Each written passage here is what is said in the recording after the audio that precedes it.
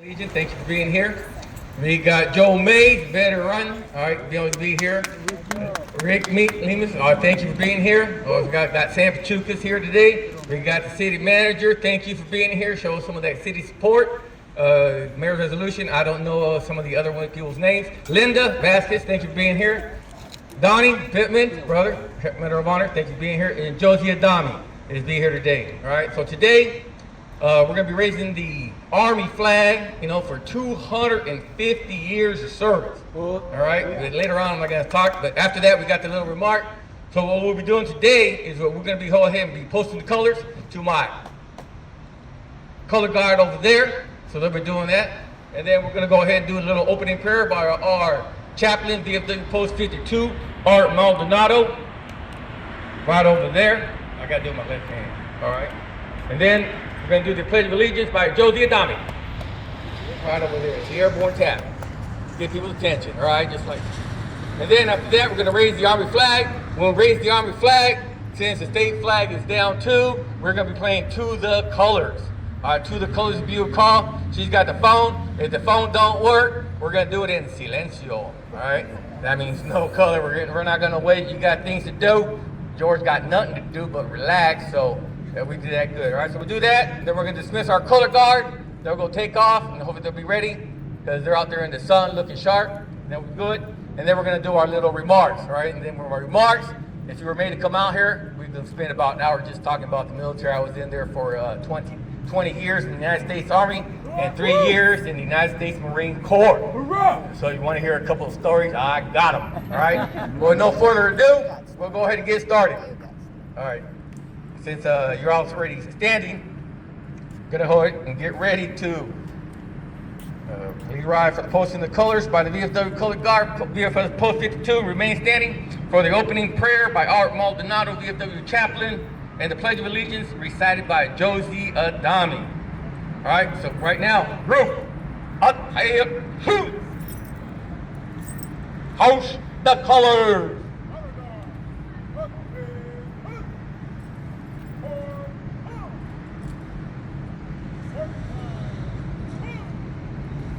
Raise that. Arms.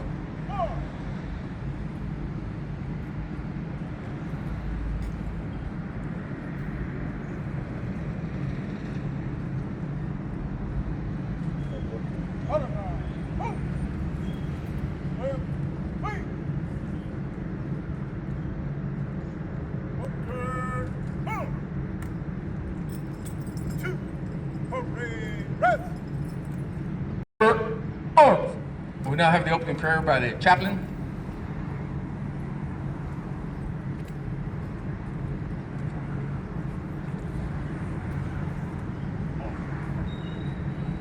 Bow our heads, please.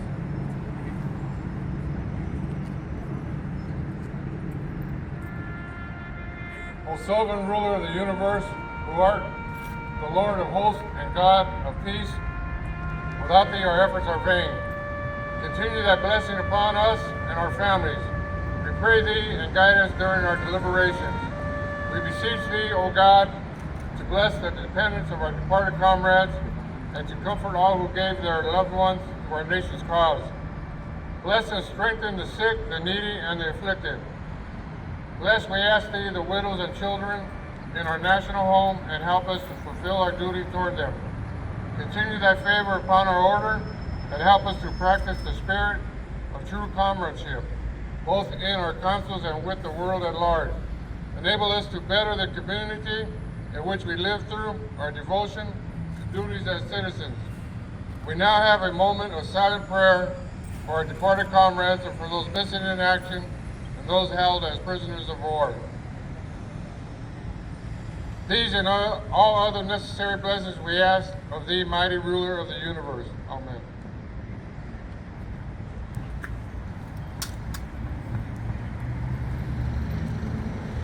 All right, we will now recite the Pledge of Allegiance by Josie Adami. We will go to attention and we will salute. Civilians, place your right hand over your heart.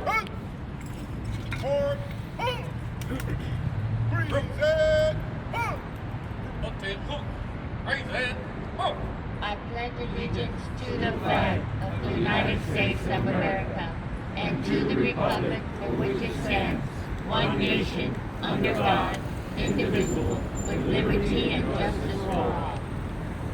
Order. All right, at this time, me and the mayor are going to go up there and symbolically raise the U.S. Army flag, and just symbolically, and the state flag. Like I said, we're going to play to the colors, and we'll go back to attention, and we will salute. Mayor.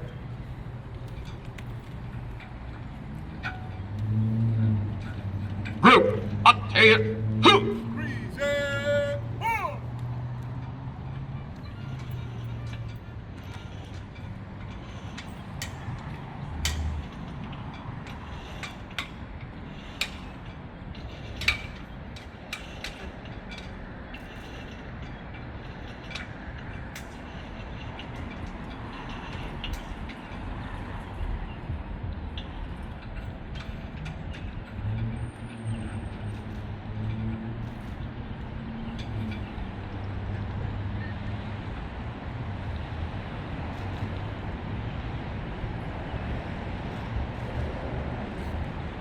Order. March. Order. Right, please. Mark time.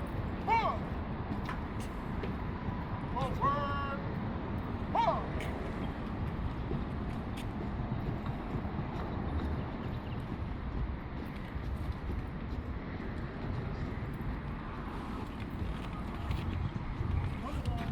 All right, Eddie's. Forgot that last salute. 10 push-ups. All right, and thank you everyone for being here today. Now we've got a couple of remarks from the mayor and myself. So first, we'll start off with the VIP, Mayor Christina Fugazi. Thank you so much. 250 years, it is quite amazing the fact that we have people in this country that knew what we could have here. Why? And were steadfast enough to fight for it and to ensure that we continue to have the freedom that all of us get to enjoy today without thinking about the sacrifices that had to be made. And so I'm honored to be here. I know I have fellow council members here as well. I have Councilmember Blower, Councilmember Villapudua, and Councilmember Enriquez. And we deeply appreciate and love and honor all of our veterans that are here in Stockton and throughout San Joaquin County, as well as those that are currently serving, and as we mentioned, the families of those who are no longer with us, the families of soldiers that are no longer with us, including my dad. So thank you so much for everybody being here for this wonderful day of raising of the Army flag. Thank you. Thank you, Mayor, for that kind words. And like I said, 250 years, and I was just talking to City Manager and said, hey, what does it look like? Sometimes I read some stuff and I'm looking at what life was like in the Roman times, how the Romans do it, little guy. But me, I was in the United States Marine Corps first there as I grew up, as Marvin says, and once you're a Marine, you're always a Marine, because that thing will not get out of you, right? Especially when you're in the FMF, the Fleet Marine Force, all right? But that is the big thing. But also, I went over to the Army, and when I got to the Army, I went to Delta College before, when I got out of the Marine Corps, it was my GI Bill, the VEEP program, which is dead nowadays. All right, but the GI Bill, and I went over there, and I got to college, and I was taking psychology courses, and they sent me over to Fort Bragg, North Carolina, and they put me in the 1st Psychological Operations Battalion Airborne. And I was a leg at that time. If you know what that means, you know, you know.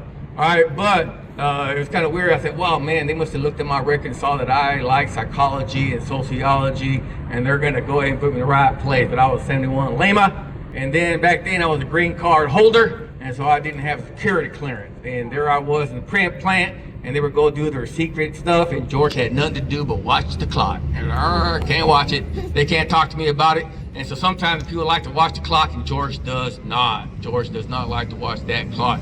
And so then, it became what they call the 37 Fox. 37 Fox. That is a psychological operations specialist, airborne. You gotta be airborne, all right? If you are not an airborne paratrooper, scared of heights, you cannot be a 37 Fox, a psychological operations specialist, all right? So I was there at Fort Bragg, and there's one interesting note.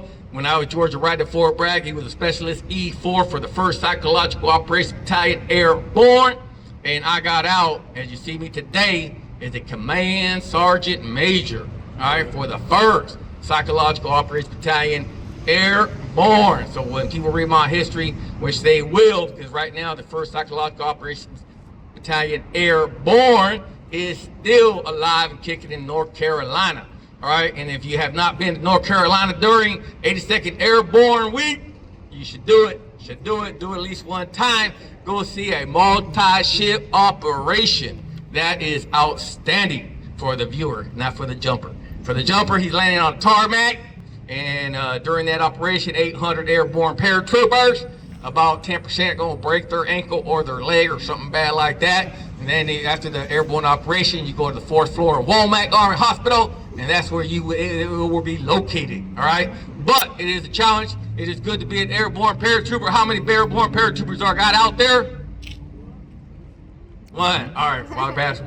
All right, good deal. See, it is hard to be an airborne paratrooper. You look at me right now, and you got to be thinking, doggone, he looked all right for being 60 years old. And I was telling the city manager, the best part of George, it's gone. It's gone. What you see it now is a residual.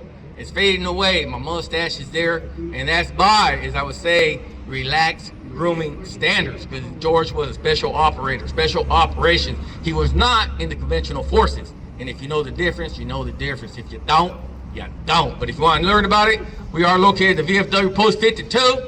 And one thing I almost forgot, I told you, Mark, if I don't write it down, I will forget.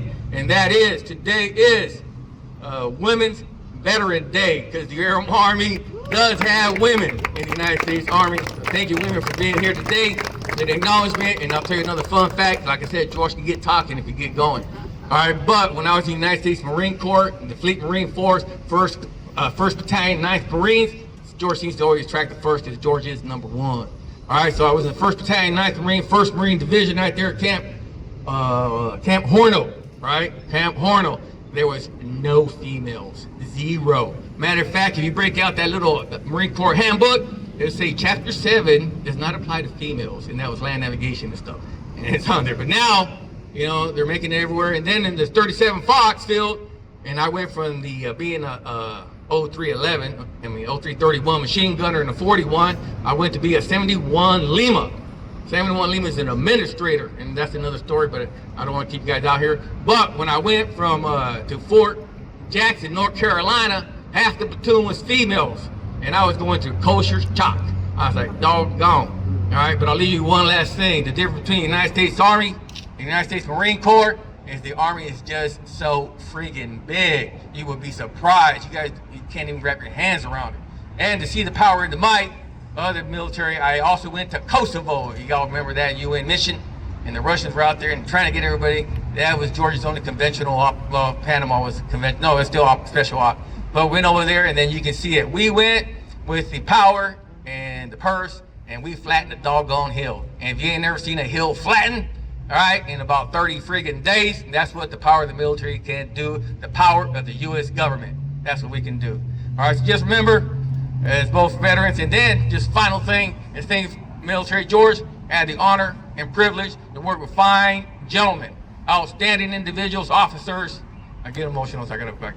But they got people who made statues of them. You go to Fort Bragg, North Carolina, there's a statue of General Steiner, or one of them, and I work with him. If you ever go to doggone Camp Bondsteel, not Bondsteel, but Camp Buehring in Iraq, that officer, Colonel Buehring, was my NCOIC, and that man was passed away. But I served with him. Good, 2 outstanding individuals, but there was many more, and I'm glad that you guys are here among those people that are gonna go ahead and take time to recognize the veterans and say thank you. So today with that, I say God bless America, God bless our veterans, and God bless everyone. All right, take care, and thanks for coming out here today. May you go in peace.